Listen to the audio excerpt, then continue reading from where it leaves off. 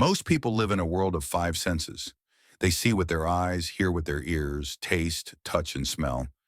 But that's not the full story, because there's a sixth sense, hidden, ancient, and incredibly powerful. It's not science fiction. It's not fantasy. It's real. And it's been known for thousands of years. It's called the third eye. Right now, it sits in the center of your brain, quiet, dormant, but not dead. This third eye, often linked to the pineal gland, is unlike your two physical eyes. It doesn't see the outside world. It sees within. Ancient cultures from Egypt, India, and Tibet spoke of this eye with great respect. They saw it as the seat of wisdom, insight, and even connection to the divine. The eye of Horus in Egypt, the Ajna chakra in India, the spiritual eye in Buddhism. Different names, same idea. They believed it held the key to inner knowledge, to awakening, to truth. But here's the question no one asks. If it's so powerful, why don't we learn about it in school? Why don't we talk about it in public? Why does modern science treat it like a myth? The truth is uncomfortable, because when people wake up, they begin to see through illusion. They begin to question everything, from their beliefs to the systems they live in. And that kind of awakening is dangerous to those who profit from control. So over time, the third eye was pushed into the shadows. It was dismissed, mocked, and buried under distractions, and we were taught to forget it ever existed. But here's the thing. You can't fully erase ancient truth. You can only hide it for a while. And today, more and more people are starting to remember, because the signs are everywhere. You might have felt it yourself, a moment of clarity, a deep gut feeling, a knowing you couldn't explain. That's your third eye knocking. It's not about superpowers or magic. It's about awareness, seeing beyond the surface, sensing when something isn't right, even if it looks fine. It's about asking deeper questions. Who am I really? Why am I here? What else is out there? When your third eye begins to open, the world doesn't change. You do. You start to notice the patterns. You feel more connected. You stop living on autopilot, and suddenly the noise of the world doesn't control you anymore. You begin to see with new eyes, not just the world, but yourself. It's not an easy path. It takes stillness, honesty, trust in your own inner voice. But it's worth it, because once your third eye opens, you never see the world the same way again.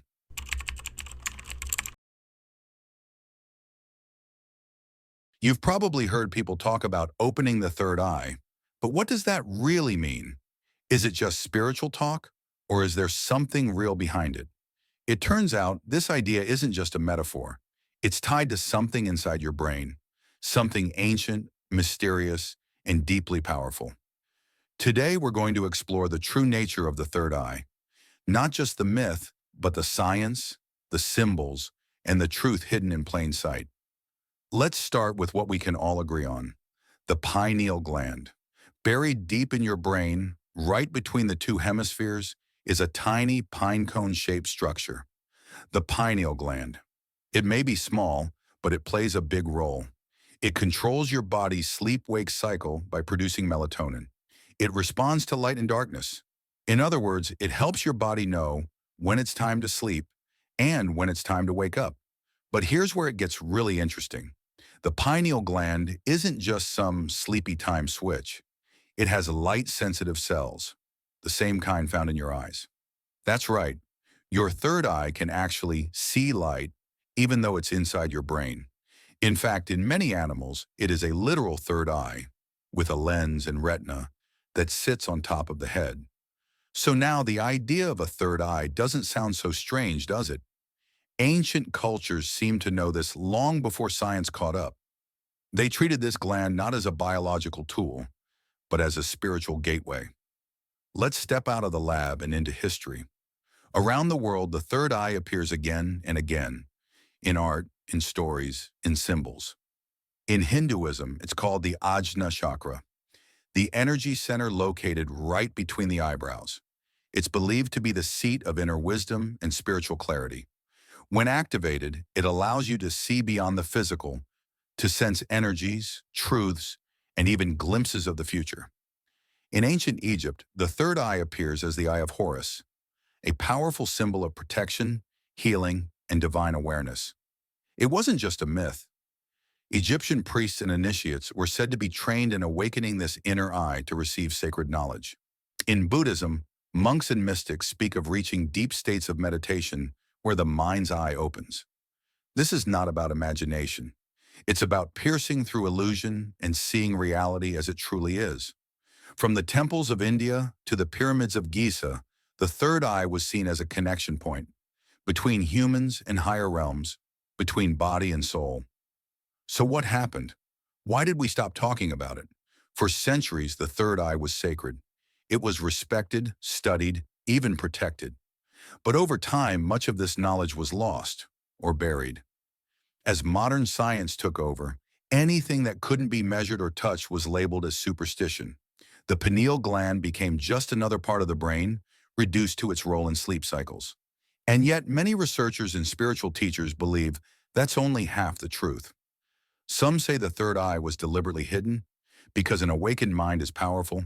A person who sees beyond the surface isn't easy to control. They're harder to fool, harder to silence, and more likely to seek real purpose rather than obey blindly. Think about it. What if most people went their whole lives never realizing they had this potential inside them? What if the greatest lie was convincing you that you're not already connected to something bigger? Let's be clear. The third eye is not fiction. It's not fantasy. It's real. It's biological. It's ancient. And it's yours. It's not about gaining superpowers. It's about waking up, becoming aware of your thoughts, your energy, and the patterns that shape your life. It's about seeing the truth that's always been there, but hidden just below the surface. And here's the best part. You don't need to buy anything. You don't need to travel to a temple or join a secret group. You only need one thing: awareness. Start by paying attention to your dreams, your thoughts, your instincts. Practice mindfulness. Spend time in stillness. Let your mind rest from the noise of the world and listen to what's already inside you. The third eye isn't about looking outward. It's about looking within. If this message spoke to something deep inside you, it's not by chance. You were meant to hear it. There's so much more to uncover. Ancient truths, forgotten knowledge, and the power you already hold within.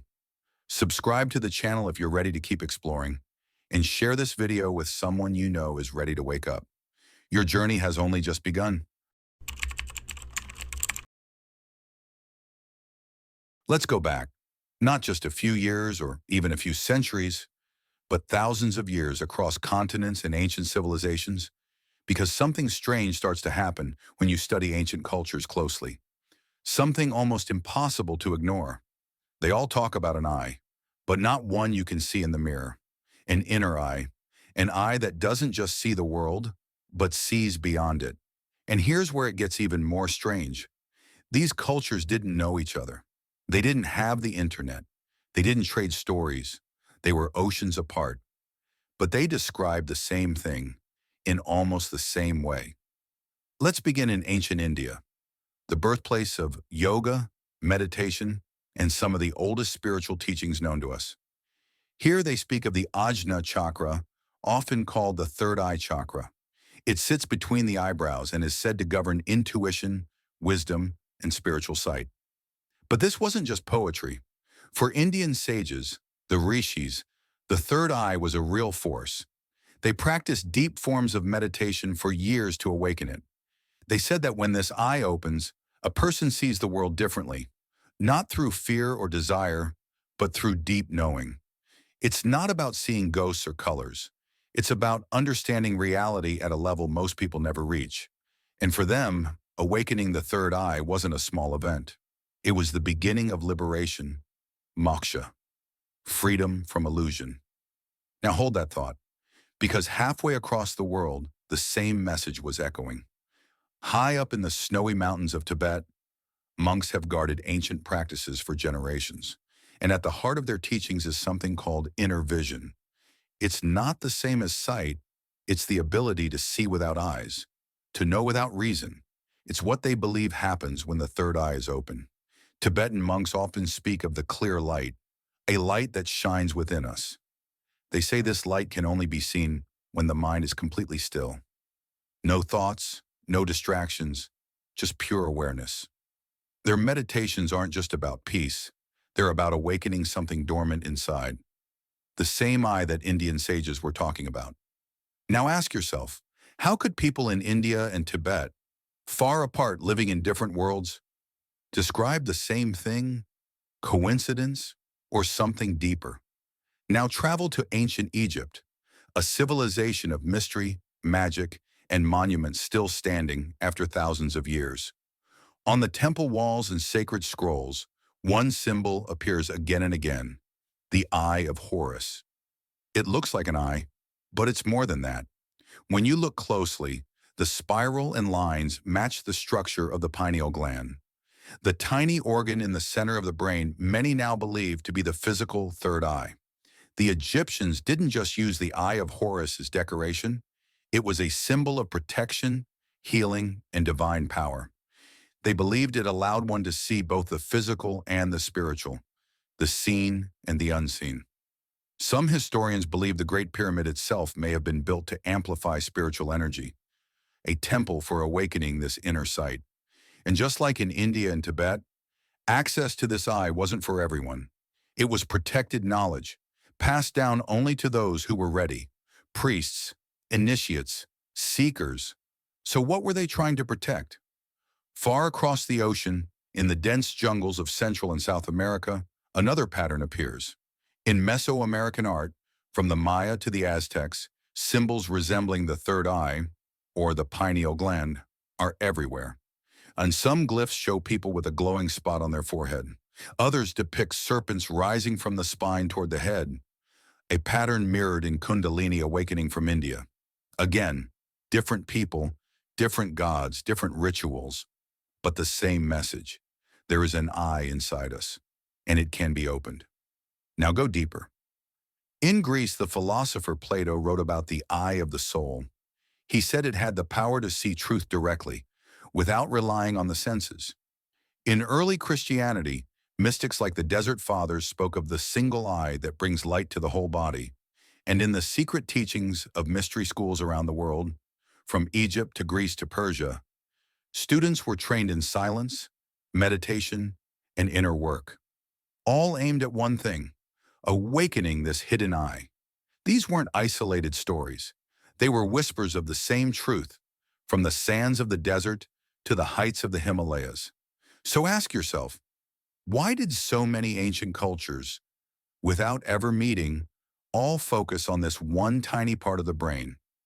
Why did they build temples, create symbols, and guard this knowledge for thousands of years? Maybe they weren't just being poetic. Maybe they saw something we've forgotten. And maybe the third eye isn't just a myth. Maybe it's a map to something waiting inside you.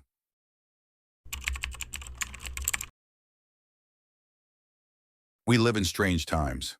Everything is loud, fast, constant. There's always something on a screen, pulling your attention, something to scroll, to watch, to chase.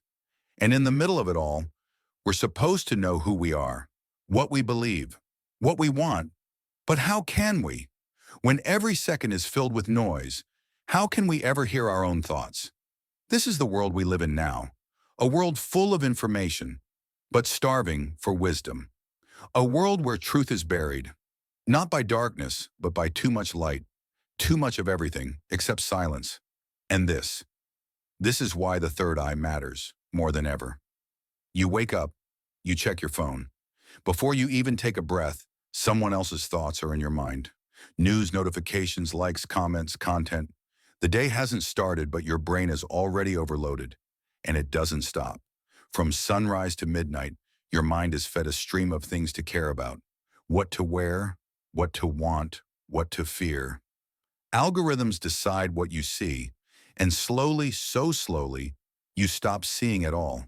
Not with your eyes, but with the part of you that knows, the part that asks questions, that reflects, that pauses, that notices when something's off, even if you can't explain why.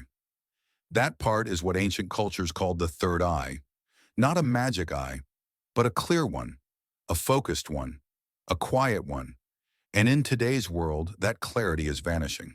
Scientists call it the pineal gland, a tiny organ in the middle of your brain. It helps regulate sleep, balance your rhythm.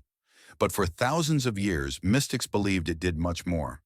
They said it was the seat of inner vision, the bridge between mind and spirit, the eye that sees truth, even when the world is full of lies. But here's the problem. This gland, this third eye, doesn't stay awake by itself. It weakens. It becomes blocked, clouded, calcified. And this isn't just spiritual talk. Research shows that things like fluoride, poor diet, stress, and lack of sunlight can literally cause the pineal gland to harden. And what happens when it does? You feel foggy, disoriented, disconnected.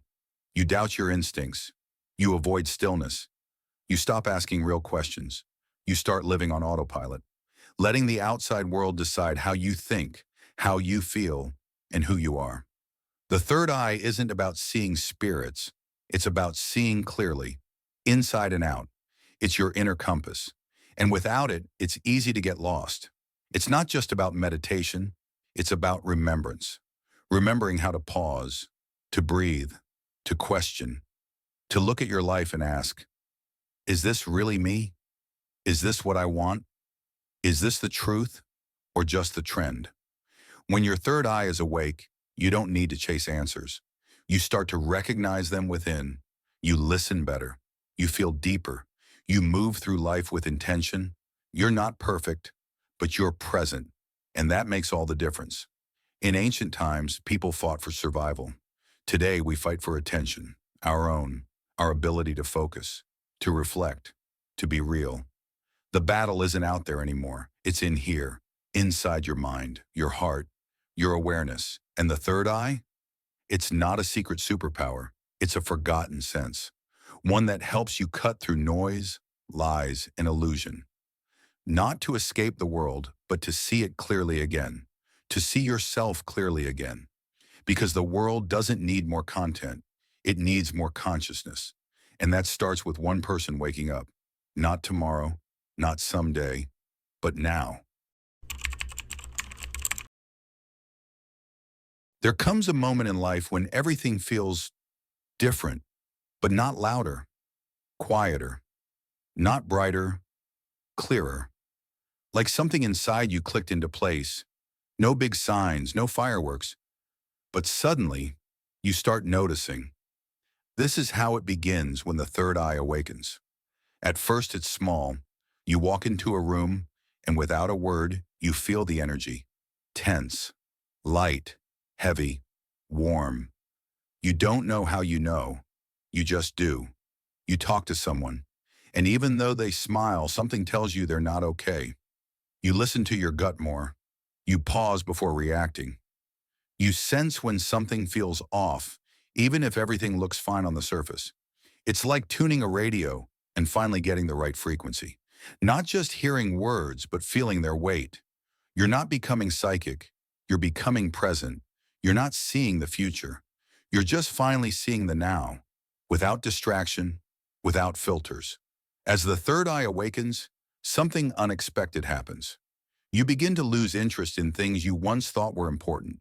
Mindless scrolling, endless gossip, constant noise. They no longer feed you. In fact, they start to drain you. You find yourself wanting quiet more often. Not because you're sad, but because silence feels like truth. You begin to crave meaning, real meaning. The shows you used to love feel hollow. The conversations you once enjoyed now seem repetitive. You stop needing to prove things.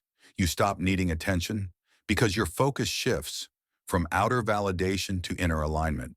You might even feel confused, lonely at times, but that's only because you're stepping out of the crowd and into your own clarity. You're no longer trying to fit in. You're starting to tune in. The third eye isn't about escaping the world. It's about experiencing it more fully. Colors feel richer, sounds more textured. Time seems to slow down.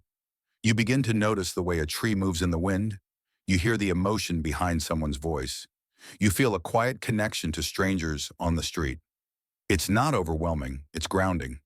Even your own emotions become easier to observe. You feel them. Yes. But now you watch them too. Anger rises, and instead of exploding, you notice it. Ah, there it is. You start responding to life instead of reacting to it. This is not about becoming superhuman. It's about becoming more human than you've ever been.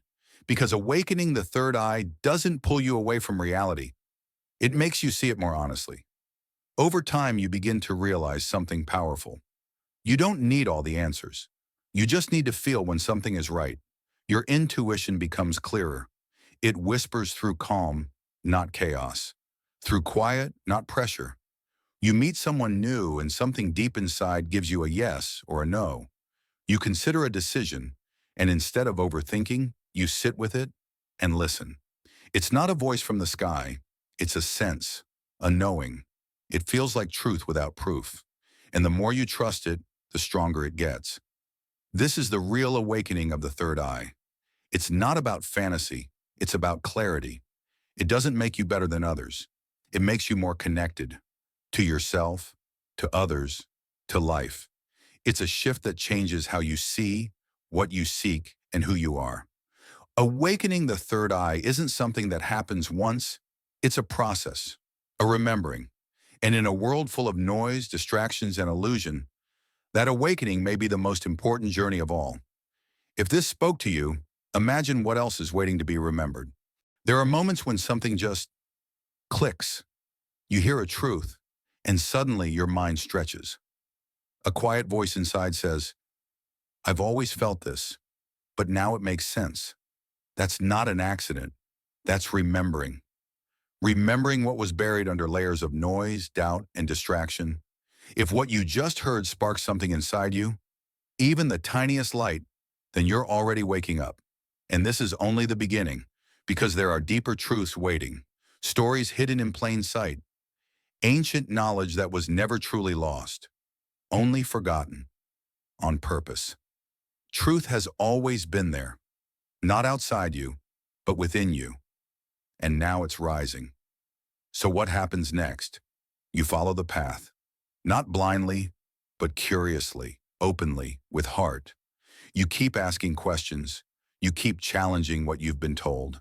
You keep looking, not for what's easy, but for what's real. And in doing that, you change more than just your thinking. You change your awareness. Because once you've seen something true, you can't unsee it. And that's a powerful thing. If this video opened your mind even a little, just imagine what else is waiting for you to notice, to remember, to claim. That's what this space is for. To explore what's been buried, to remember what matters, and to walk the path with eyes wide open. So when you're ready to go deeper, this journey continues. You're not here by accident, and you're not alone.